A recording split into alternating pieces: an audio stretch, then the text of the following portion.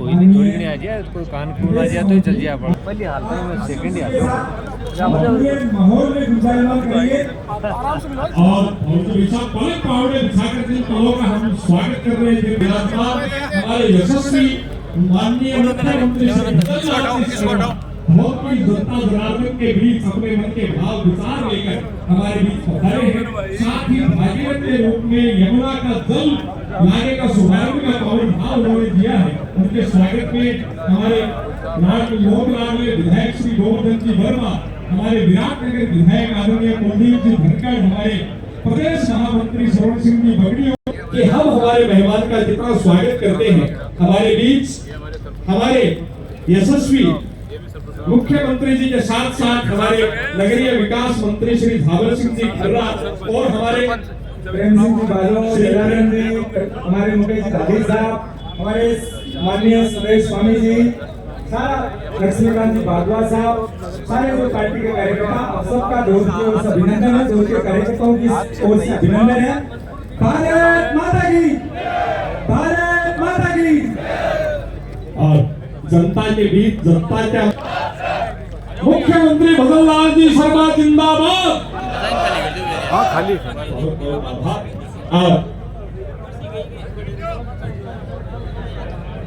उसके बाद हम स्मृति चिन्ह के लिए फूलचंद जी कुमार, ओबीसी मोर्चा प्रदेश उपाध्यक्ष, मूलचंद जी रणवा इस कार्यक्रम के संयोजक हैं, ओम जी बिजानिया, राजवीर सिंह जी किडोली, आप सबसे आग्रह है कि आप स्मृति चिन्ह दे करके मुख्यमंत्री जी का स्वागत करें, सम्मान करें।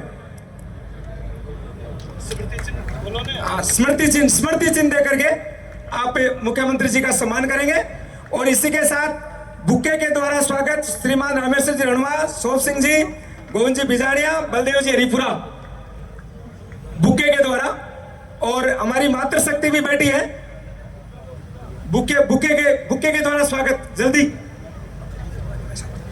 और हमारे धोत प्रधान जी हैं, सुनीता जी और मंजू कुंवर जी, मातृशक्ति के साथ ये बड़ी माला के लिए हमारे सभी छऊ मंडल अध्यक्ष विजयपाल जी चिरानिया, गोपाल सिंह जी, मुकेश जी पिपलवा, जोधराज जी, भंवर सिंह जी, सुभाष जी भामू, इसके अलावा जिला परिषद के सदस्य रणवीर जी बिजानिया, राधाकृष्ण जी जांगीड़, इंदिरा जी, इसके अलावा अल्पसंख्यक मोर्चा के जिलाध्यक्ष मुश्ताक खान जी, रणवीर सिंह जी टाठणवा, आप सभी बड़ी माला के साथ भाई साहब का अभिनंदन करेंगे, स्वागत करेंगे।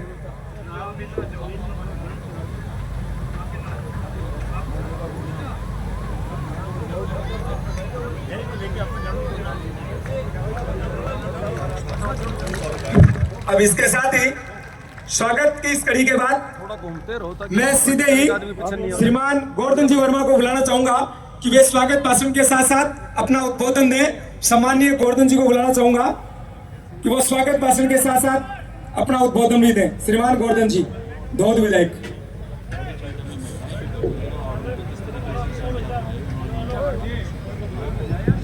बोलो भारत माता की।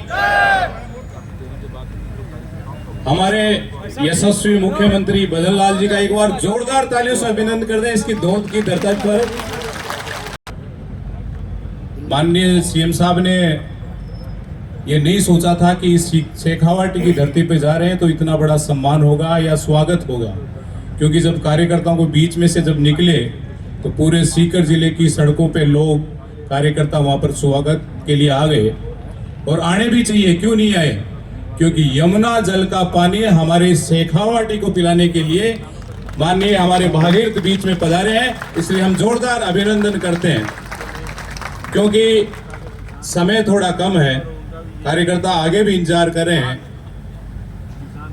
हमारे जो इस विधानसभा धोध में जितना दिया है, मैं सोचता हूं कि शायद पहले इतना कभी नहीं मिला था।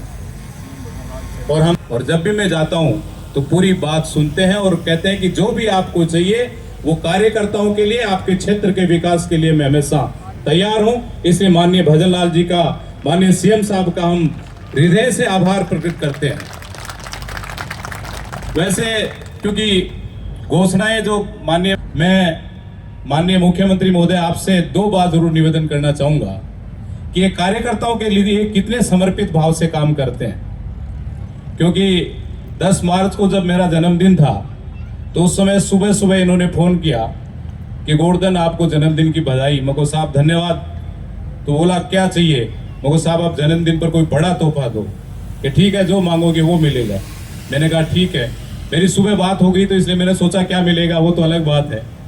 फिर जैसे ही खाटू श्याम जी दर्शन करने के लिए आए तो मेरा एक कार्यकर्ता का, एक छोटे से कार्यकर्ता का 20 मिनट तक हेलीकॉप्टर में इंतजार करना, मैं सोचता हूं ये कम बात नहीं है। क्योंकि कार्यकर्ता को सम्मान देना, एक सीएम, इस राजस्थान का मुख्यमंत्री यदि एक कार्यकर्ता के लिए 20 मिनट खड़ा रहे, क्योंकि विधानसभा चल रही तो उस समय मेरा फोन नहीं लगा था। एक बात और बताऊंगा, मैं जब माननीय मुख्यमंत्री जी के पास में अभी 5-7 दिन पहले ही कोई एक जर्मनी का कोई प्रतिनिधिमंडल आया हुआ था, तो मैंने जब माननीय सीएम साहब से मिलने के लिए गया तो मैंने कहा कि साहब मेरे को 5 मिनट का समय और चाहिए। 2 लोग जर्मनी से आपसे मिलने के लिए आए, कुछ यहाँ पर इन्वेस्ट करने के लिए आए। तो उन्होंने कहा कि यार गोवर्धन तू भी क्या बात करता है, इतना टाइम हो गया, रात को 12:30 बज रहे हैं और कोई एंड टाइम पे होता है क्या? मुझको साहब देना ही पड़ेगा 5 मिनट। कि ठीक है बुलाओ।